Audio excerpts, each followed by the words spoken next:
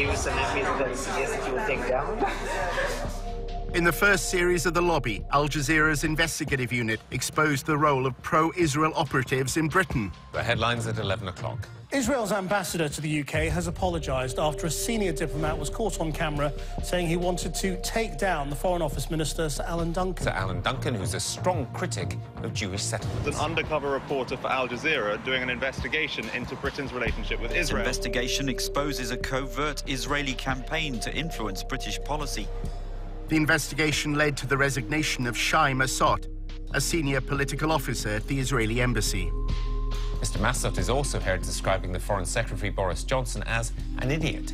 The diplomat in question no longer seems to be a functionary of the embassy in London. And so whatever he may exactly have been doing here, his cover can be said to have been well and truly blown. At the same time, Al Jazeera had been running a second undercover operation. Some of our reporters' covert filming was included in the first series of The Lobby. His identity became known. Tony had spent 5 months inside the pro-Israel lobby in the United States. He'd impressed colleagues with his understanding of the Middle East. You have the resourcefulness and the depth, to sort of think strategically about this, whereas most people aren't able to do that. A prominent Jewish online magazine described Tony as the perfect gentleman who became one of the town's best-liked Zionist activists. You did amazing work here. The guys don't stop talking about you. They still talk about you. Tony threw elaborate parties, and apparently anyone interested in telling a story about sinister Israeli influence in America's capital couldn't have asked for a better guest list.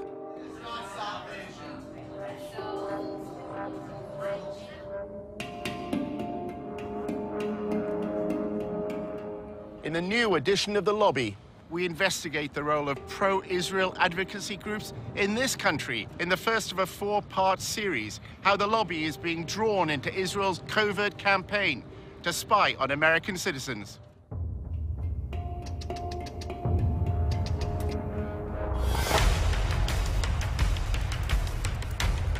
Using an undercover reporter, Al Jazeera's investigative unit infiltrates one of the most powerful lobbies in the world.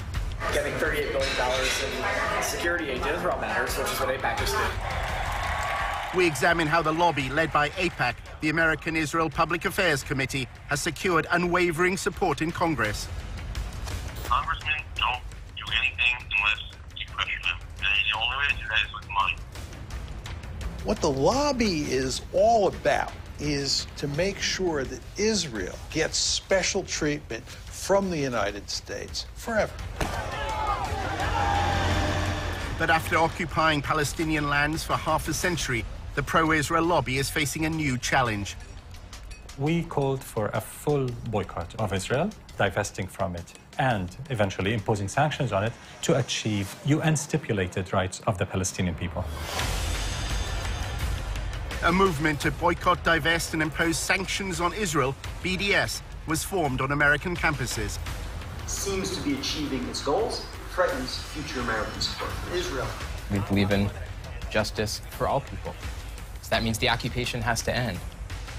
Israel's Ministry of Strategic Affairs responded with a covert operation to defeat BDS. אתה צריך לעשות את זה עם הרבה מאוד עמימות. זה לא גוף צבאי היררכי שאם הרגנו את X, אז כל הגוף מתחתיו לא פועל. So the Israeli government leverages Jewish organizations in the diaspora. Absolutely. It's a psychological campaign involving spying and smears. You discredit the messenger as a way of discrediting the message. Just stay on message. And what is that message? BDS is a hate movement. While our reporter monitored pro-Israel groups, he was asked to go undercover for the lobby. You're going into enemy territory, not for everybody.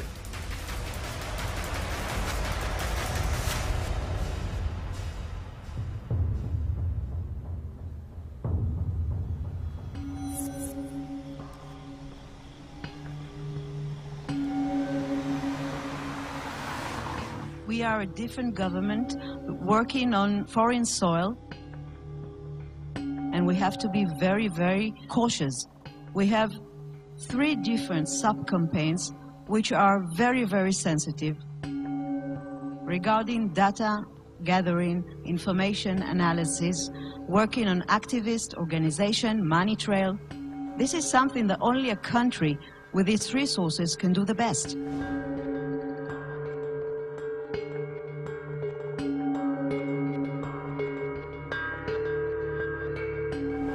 If we want to win, we have to change our ways. We have to think differently. And this is waging a holistic campaign against the other side. Take him out of his comfort zone. Make him be on the defensive. Israel is involved in a secretive influence campaign whose aim is to discredit its challengers in the West. In the Air Force, when you want to win, you have to have aerial superiority. If you want to win a campaign, you must have information superiority. And this is exactly the added value Israel capabilities, technological and otherwise, we can bring to the game, and we are working on that very hard. In the United States, the lobby is working with Israel to spy on American citizens. We're giving them data. For example, one day, Sima's deputy sending me a photo, just a photo in WhatsApp. It's written, boycott Israel on a billboard.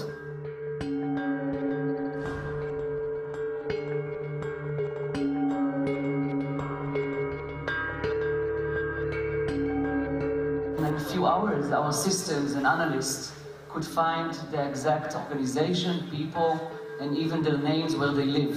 We gave it back to the ministry. I have no idea what we did with this. But in fact, 3 days later, there were no billboards.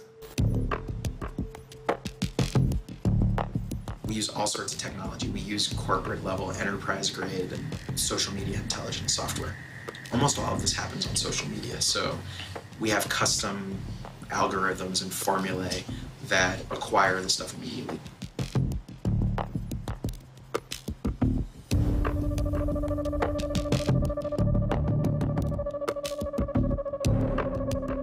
In terms of like information sharing, we did add the Ministry of Strategic Affairs to our operations and intelligence brief, which kind of goes back to how do we get information about what's going on in American college campuses.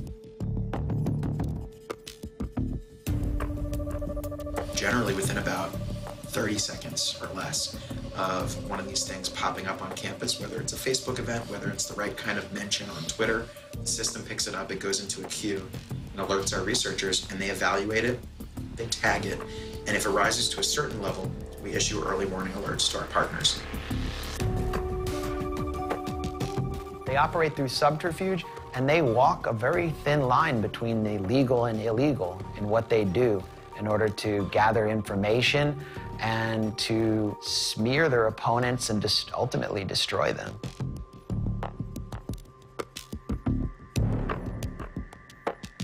In order to understand how the pro-Israel lobby operates, you have to literally be a fly on the wall. If you can't obtain information publicly, you should try to get into the room through other means. Our undercover reporter, Tony, is British and Jewish and had recently graduated from the University of Oxford. He wrote articles and presented himself as a strong supporter of Israel. In Washington, he attended a course on the Israel-Palestine conflict. I'm from the UK, and I'm just taking a course at Georgetown here over the summer. He networked in the social circles of the pro-Israel lobby. Hi, I'm Rona. I'm Tony. Nice to meet you. Good to see you. I'm good. Good to see you. Hey. After building his profile, Tony was accepted on a training course in pro-Israel advocacy. Welcome to Fuel for Truth DC's second boot camp. Congratulations, everyone, to being accepted. What we're going to do right now is just kind of like introduce ourselves. I'm Daniel. After undergrad, I served in the IDF and the paratroopers for 2 years and worked at APAC for a year. One session criticized the UN agency that provides aid for Palestinians. Children are taught in UNRWA Palestinian schools to hate Jews.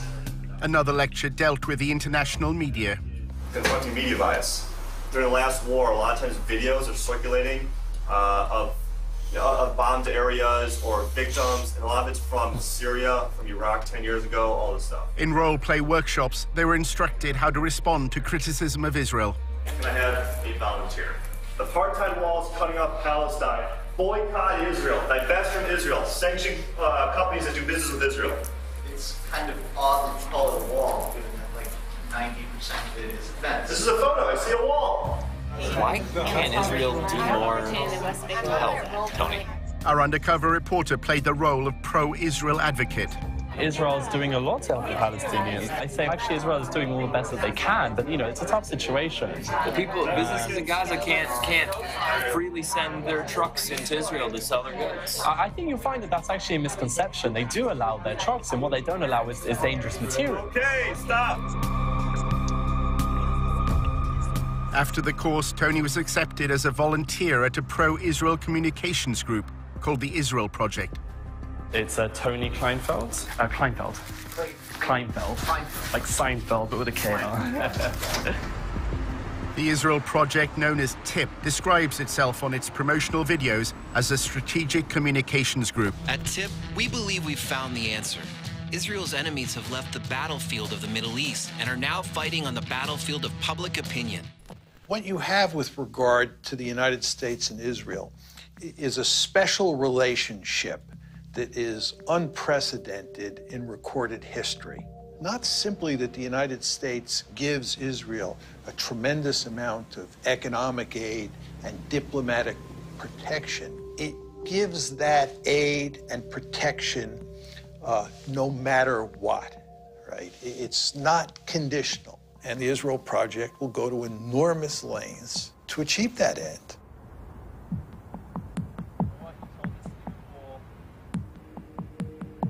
During his placement as a volunteer, Tony took notes on what he saw and heard in TIP's offices. He worked in what they called the war room, where media and communications are monitored.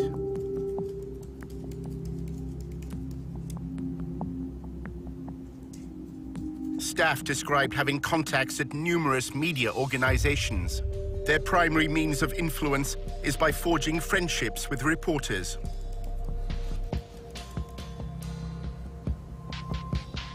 One employee claimed that during talks on the nuclear deal with Iran, TIP applied pressure on the Associated Press news agency to change a headline.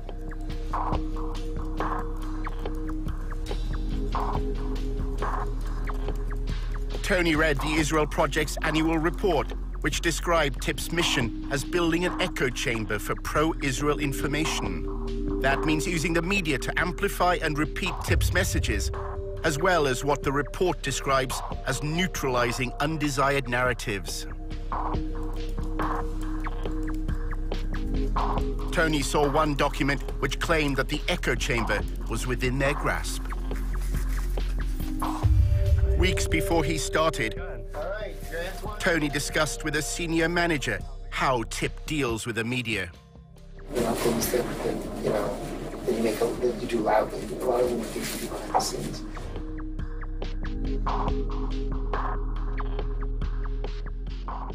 You can get a lot more done by making questions get asked by journalists. And if you create it from multiple directions at the same time through multiple journalists, then you create a kind of sense of crisis.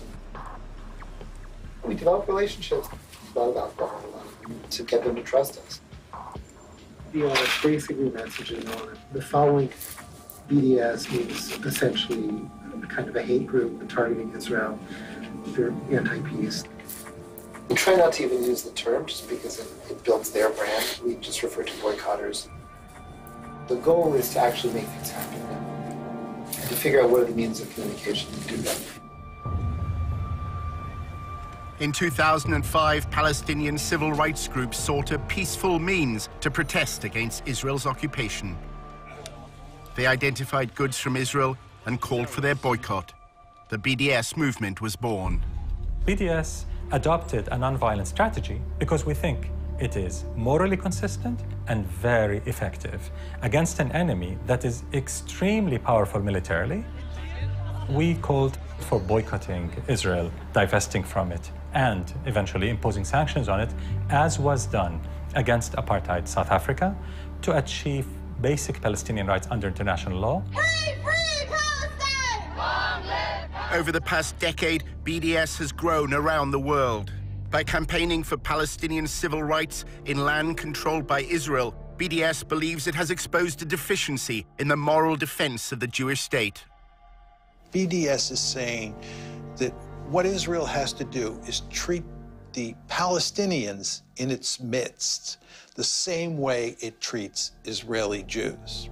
The problem is that if Israel does that, there are more Palestinians, or there will be more Palestinians inside Greater Israel than there are Jews. And that means that if you had a system where everybody was treated equally and there was one person and one vote, that you would no longer have a Jewish state. The secretive Ministry of Strategic Affairs, based in the Prime Minister's office in Jerusalem, was given a mission: establish a covert campaign to defeat the BDS movement. אנחנו אחראים על המאבק בתופעה, ובמסגרת זו יש לנו 4 רגליים: התראה, הרתעה, התקפה והסברה. אז אני אגיד לך שכשאם אתה רוצה לנצח בניהול מערכה, אתה צריך לעשות את זה עם הרבה מאוד עמימות. כמו שכשעבדתי על סוגיות צבאיות, כמו חיזבאללה, או כספי טרור, או סוריה, או כל מדינה אחרת שאיתה בעבר ניהלתי מערכה מולה כקמן. לא הלכנו ואמרנו לצד השני מה אנחנו מתכוונים לעשות. השארנו אותו בעמימות. Government ministers attacked me in person, one of them threatening BDS leaders with targeted civil assassination, and others threatening to revoke my permanent residency, along other threats. לא מעטים מבין מנהיגי ה-BDS מקיימים קשרים כספיים, קשרים ארגוניים, קשרים אחרים, עם גורמים עוינים למדינת ישראל. תפקידנו, באמצעות הפעלת המודיעין, לחשוף את הקשרים האלה, ובהחלט באמצעות החשיפה הזאת, גם לדעת לפעול נגדם, לבודד אותם, גם להעביר מידע לאותם גורמים מודיעיניים בעולם וגורמים אחרים. ישראל חייבת לבצע סיכול אזרחי ממוקד במנהיגות למול פעילי ה-BDS. The campaign includes monitoring the activities of American students. אנחנו עכשיו למשל נמצאים בתהליך שלם של ליצור תמונה כוללת על הקמפוסים. אם אתה רוצה לנצח תופעה, אתה צריך לדעת להיות עליה בעליונות במידע וידע.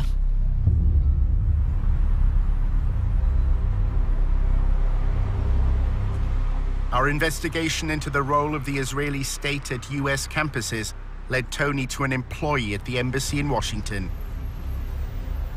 She's American, and her job is to analyze BDS activity for the Israeli government.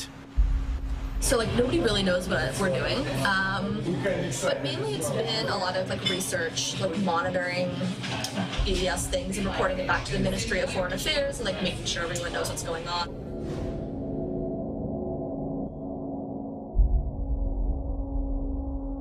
They need a lot of research done and stuff like that.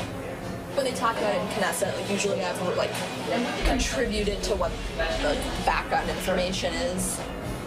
I'm not going to campuses. It's more about connecting organizations and I guess campuses and providing resources and strategy if students need it. Is the Israeli embassy trying to leverage faculty? Yeah. We're working with several faculty advocacy groups that kind of train faculty, so we're helping them a little bit with funding, connections, bringing them to speak, having them speak to diplomats and people in the MFA that need this information. So I kind of want to be that resource to show students we appreciate what you're doing, we see what you're doing. Here's some information if you need anything at all. We can connect you, just kind of be that person there for you. Julia was president of the pro-Israel group at Davis, which is part of the University of California. Davis began as a center for agricultural studies, and its students are known as Aggies. I came to UC Davis, which had a reputation of being really pro-Israel. Now it's the top 5 most anti-Israel schools in the U.S. Why is that? Because of everything that happened in the last few years. It was just particularly bad.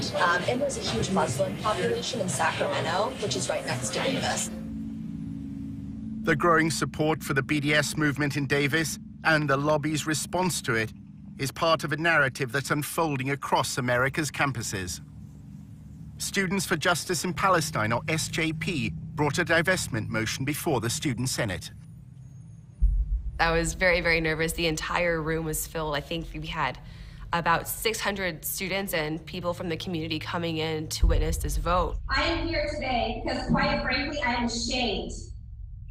I am ashamed of my university for supporting apartheid genocide of my people in Palestine.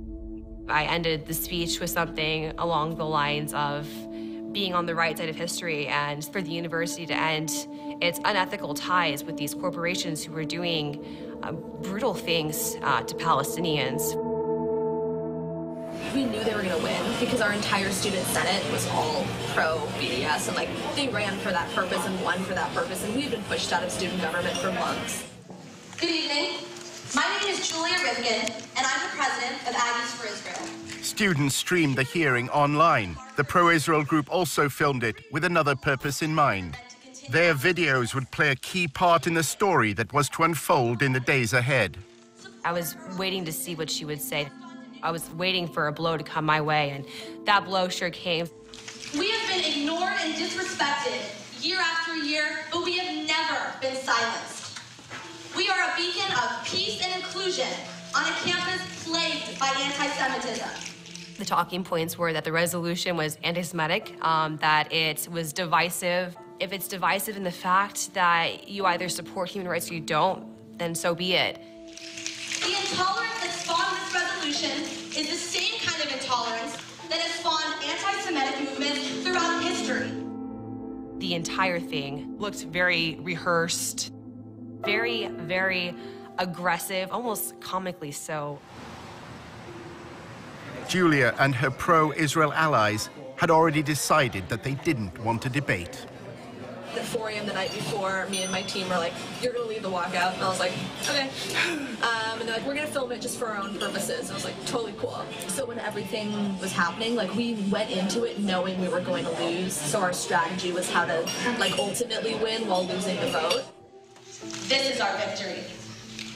And we who are victorious need not legitimize the words spoken in this empty hearing. So if you are here tonight in opposition to this resolution, I invite you now to stand up, really stand up, and join me in walking out of this room. That was a wowing moment. To have them just stand up, everyone just kind of was like, what's going on? It was very shocking. As they were leaving, it was just a very big rush of relief to not have that tension, those bad vibes in the room.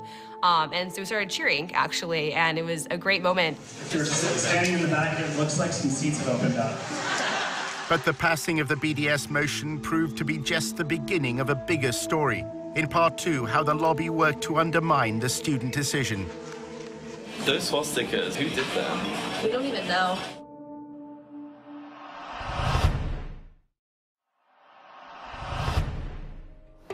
Hi. Hello. Nice to meet you. Nice to meet you too. Our undercover reporter was meeting an employee of the Israeli embassy in Washington. She had led a pro-Israel group while at university in California. So if you are here tonight in opposition to this resolution, Students at Davis were about to vote in favor of a divestment motion.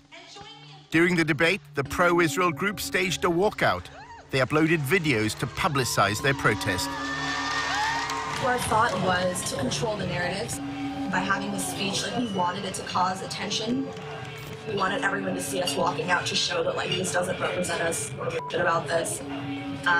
So that's how we kind of formulated it.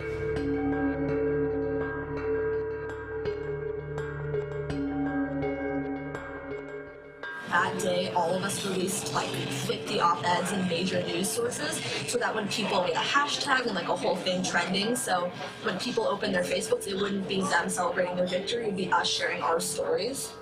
Once it blew up, then random people, the Huffington Post contacted me and was like, "Do you have anything to say?" And I was like, "Conveniently, I wrote an op-ed 2 weeks ago just in case."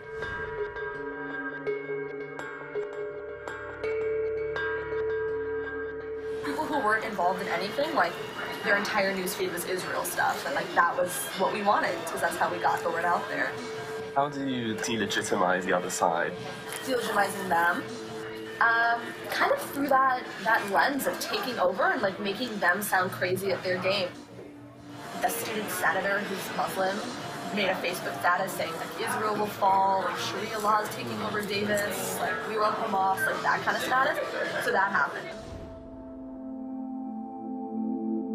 We had been called terrorists and told that we were Hamas sympathizers, that we want to bring Sharia law to campus and things like that. Hi everyone, my name is Azka Fayaz. I'm a second-year political science major. Azka Fayaz was a committed BDS activist and claims that pro-Israel students repeatedly tried to link her to political violence. They just came up to me and said, "You're a terrorist. Are you a terrorist? You're going to bring, terrorism to the student government," and things of that nature. And vote smart. I know her. It was ironic. She was directly making a joke of that. When I saw it, though, given the climate at the time, I did grow concerned. People who were involved, they were like, hey, there's actually a lot of negative postings on social media. They're sharing your picture and the cover photo with your caption. It's turning really ugly. That caption was reposted and retweeted over and over and over again. I knew that something big was sort of going to happen. Pro-Israel students were taunted by pro-Hamas students after an anti-Israel vote passed on campus. Listen and watch.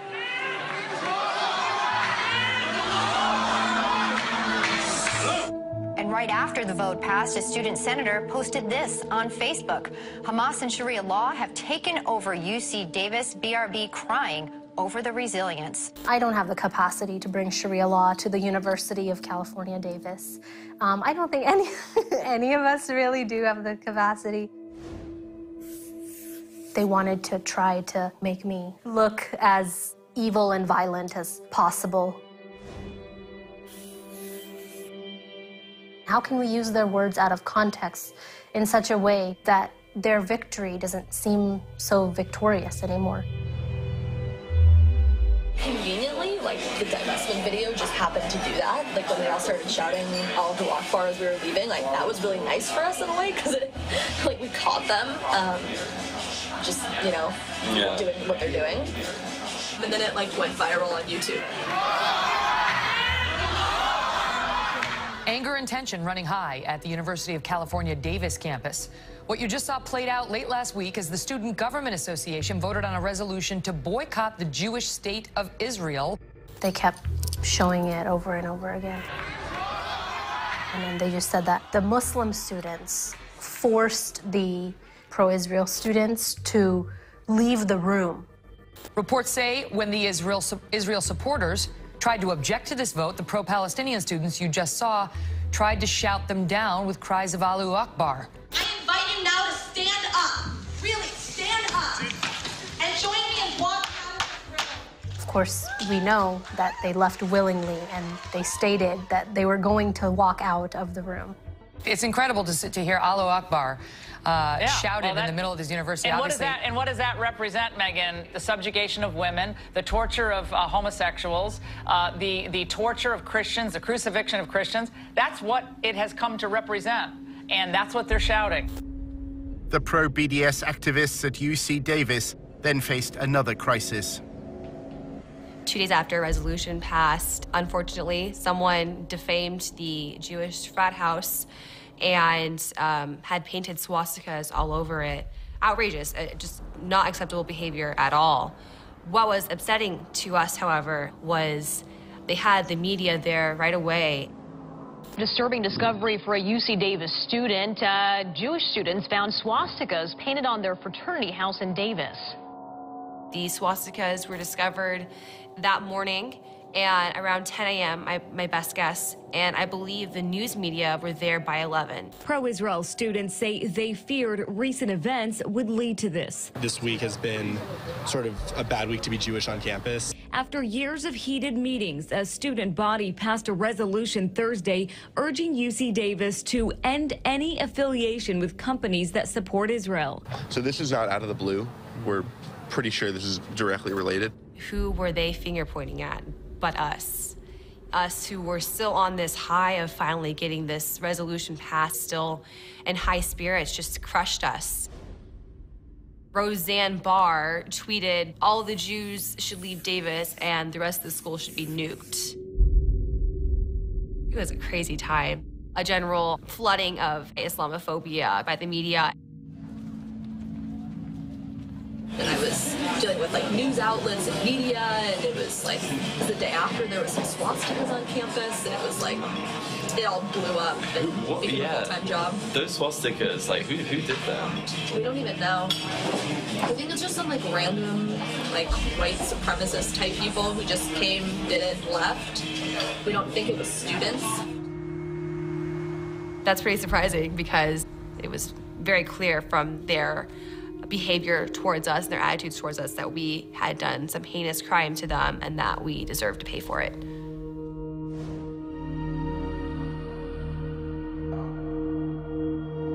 Students who were part of the divestment movement painted swastikas on the fraternity. That's what she was hinting at. That's what she was trying to imply. Why would we act against our interests and do that at a moment when we were, I guess, victorious? The fact that it was just so quickly tossed onto us as those who had done this, it was damaging. It was hugely damaging. That was kind of our strategy. A lot of it was media-based, which is like kind of my interest in media. And I would say that's like 99% of what it means to be successful.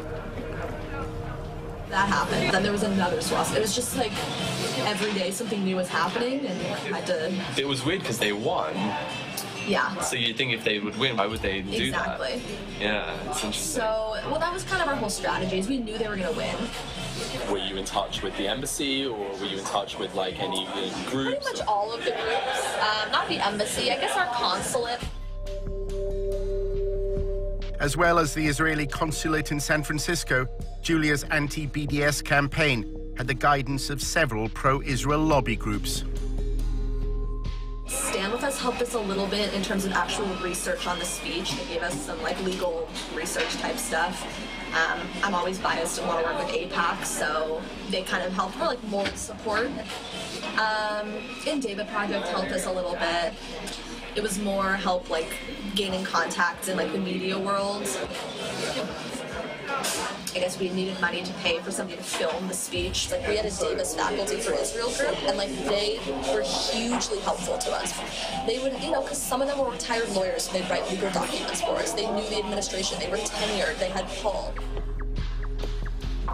Despite the passing of the BDS motion, the governors of the university known as regents are under no obligation to abide by the students' vote. As for that resolution to boycott Israel, well, UC Regents issued a statement saying they will not even entertain the idea. After looking back on everything, I feel a little creepy because of what happened after the vote. People that were affiliated with the group just were smeared and had to deal with these very personal crises of the world calling us terrorists and the world thinking that we were this spiteful hate group. It's pretty unequivocal how organized they were, how brutal and ruthless that narrative was, and how it affected us in the end. Back in Washington, our undercover reporter was attending the annual conference of the Israeli-American Council.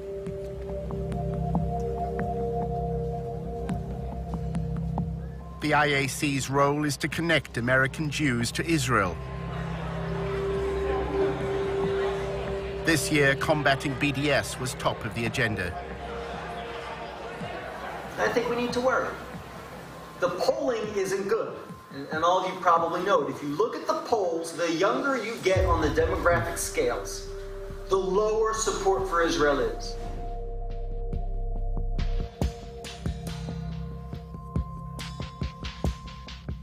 It seems to be achieving its goals, and I think it threatens future American support for Israel.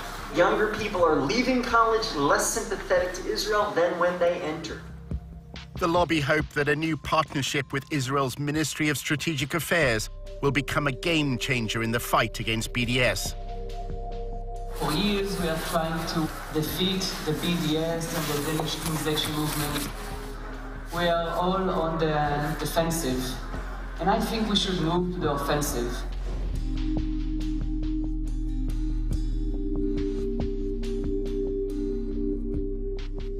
Using especially cyber and internet tools to try and defeat this ugly movement.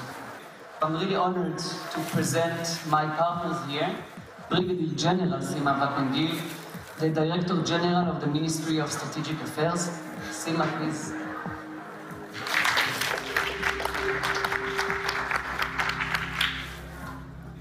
The fact that the Israeli government decided to be a key player means a lot, because we can bring themes that usually are not existing in NGOs or civilian entities that are now enrolled in this theme.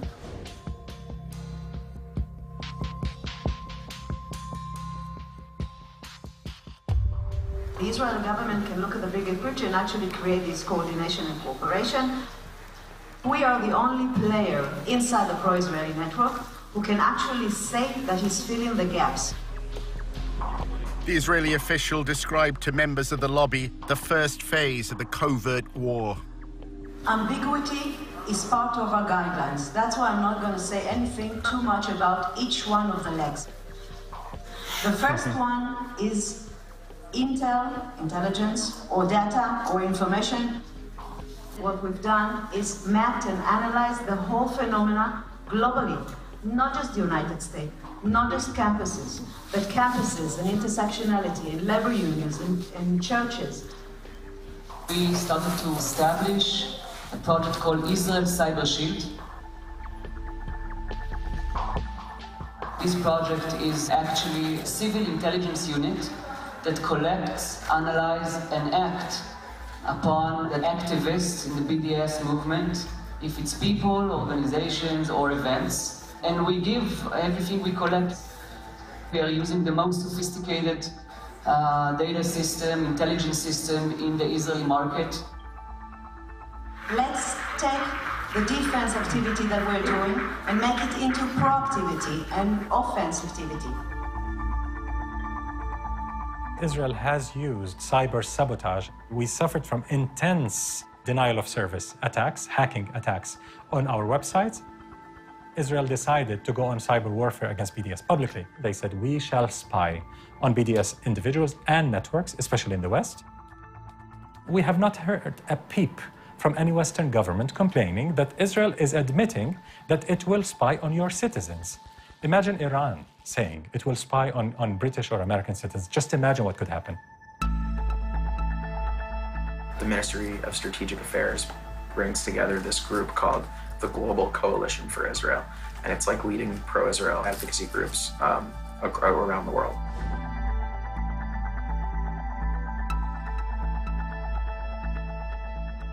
My view and the view of Israel's Ministry of Strategic Affairs, which we coordinate with sometimes, where we communicate with sometimes, is like Europe is lost and it's basically over. And like they're turning a lot of attention now to the US because they feel we're on your path. Can I join these? I'd love to. I don't know if you'd let me. But... It's like a pretty sensitive conversation, but it's going well.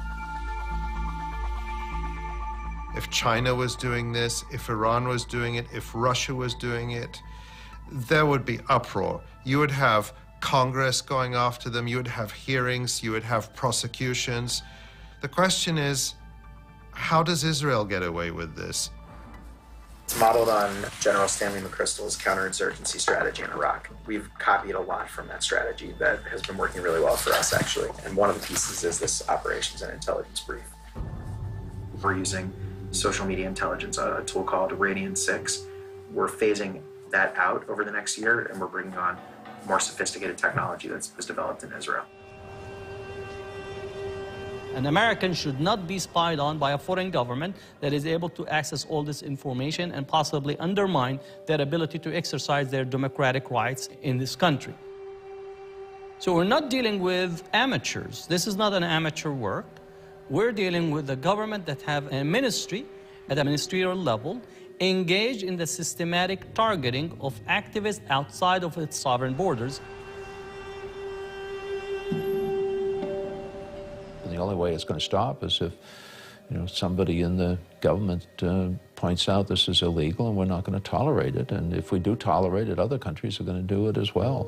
There's a company called Census, S-E-N-S-U-S. It's like very pricey though, We had to raise like hundreds of $1,000s just for it. It's going to increase our discovery rate. We're discovering just about everything we need. It's also going to bring new sources online that we weren't able to access in an automated fashion, like message boards. And we have ways to crawl message boards right now and to monitor them, but it's like disconnected from the event and activity discovery mechanism, so that we want that system to be all integrated. So we just signed the contract yesterday for them to start that work. They actually already started it. Good friends in Israel that are helping us with that. You would think that since the United States has this special relationship with Israel and gives it so much largesse and protects it diplomatically at every turn and gives this assistance unconditionally, that the Israelis would do less spying here than other countries do. But on the contrary, what we see is that the Israelis are probably at the top of the list when it comes to foreign countries spying inside the United States. Our investigation into Israel's covert war against BDS led Tony back to Julia Rifkind. She's American, and her full-time job at the Israeli embassy is monitoring BDS. She summed up a typical day at the office.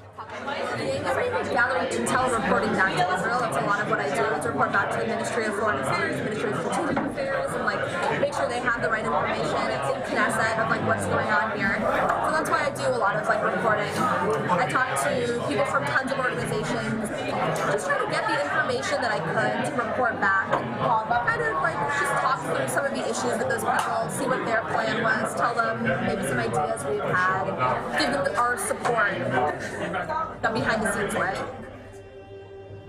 Wow, it just looks like the state of Israel is employing little spies, and you can't take a breath without Israel hearing about it.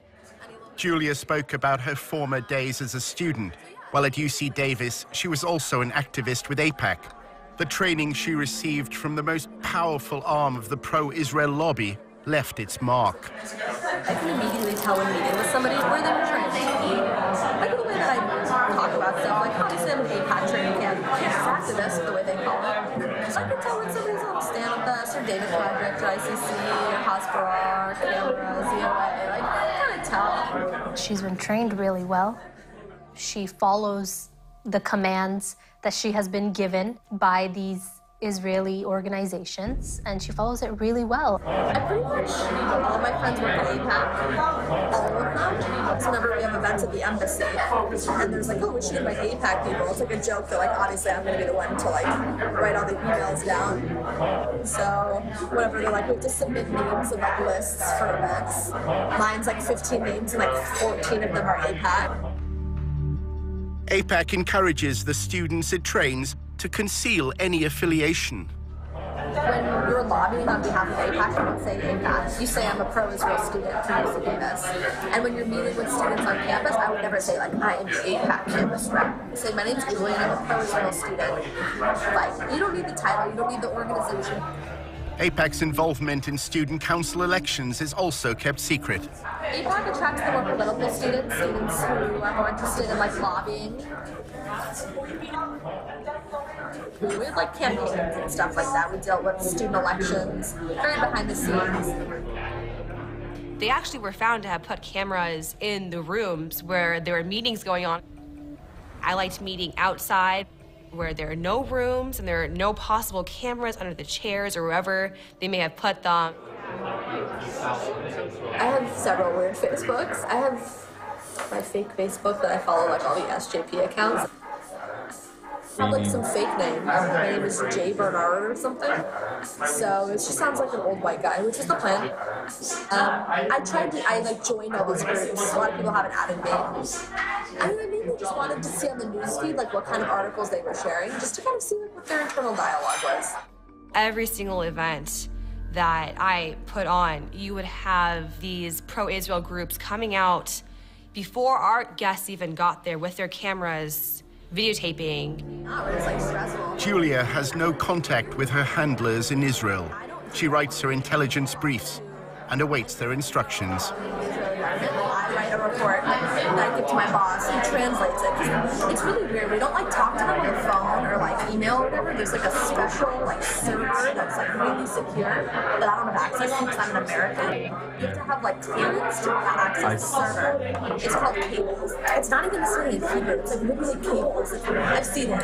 It looks really bizarre. So I write reports that my boss translates into the cables and sends them, and then they'll send something back, and he'll translate it and tell me what I need to do. If she believes it's spying on activists to suppress a free speech movement, then, you know, peace be to her. And I hope she feels good sleeping at night being on that side of things. We're a group of student activists advocating for Palestinian human rights. And to think that we're so upsetting and threatening to a state is pretty awe-striking to me. Creepy, but also, I guess, makes me more proud of the work I did. It's nice kind of seeing what they're talking about. What do they say? They don't talk about like our side at all, which is disappointing because it would be like nice to do the drama. But it's mainly them sharing their like videos, their like AJ Plus videos on Al-Jazeera. What do you think about Al-Jazeera? It sucks because they have a lot of interesting like liberal videos, which I'm like, wow, like that's amazing to hear about that human rights issue, and about that like sexism situation, or whatever. And they'll show like why Israel is a perfect state. And you're like, ooh, like not anymore. So that's what's annoying is that it gets, you know, tied to all those causes. It's hard to be liberal.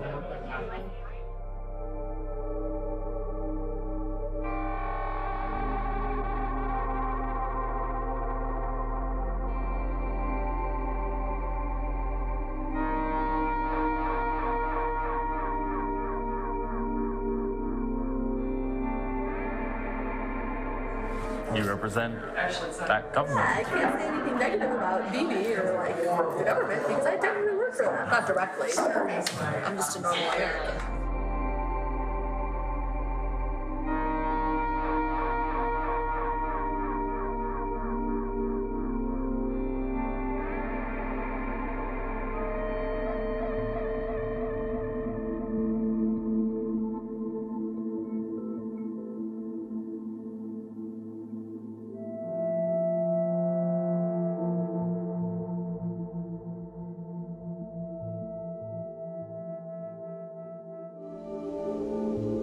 In episode 2, Tony discovers how the lobby raises funds for congressmen. Basically, they hand him an envelope with 20 credit card numbers. For all the like legal reasons, it's just people pool their money. Handing over $250,000. That buys a lawmaker. And how a row over anti-Semitism swept through the University of Tennessee. You have to show that they're racist hate groups and to consistently portray them that way. Right now, I'd like you to click the link below and get one of these. Just a simple Boycott Israel t-shirt from Teasley. Before they boycott my Boycott Israel shirt, other companies have already taken it down. I know I'm being watched.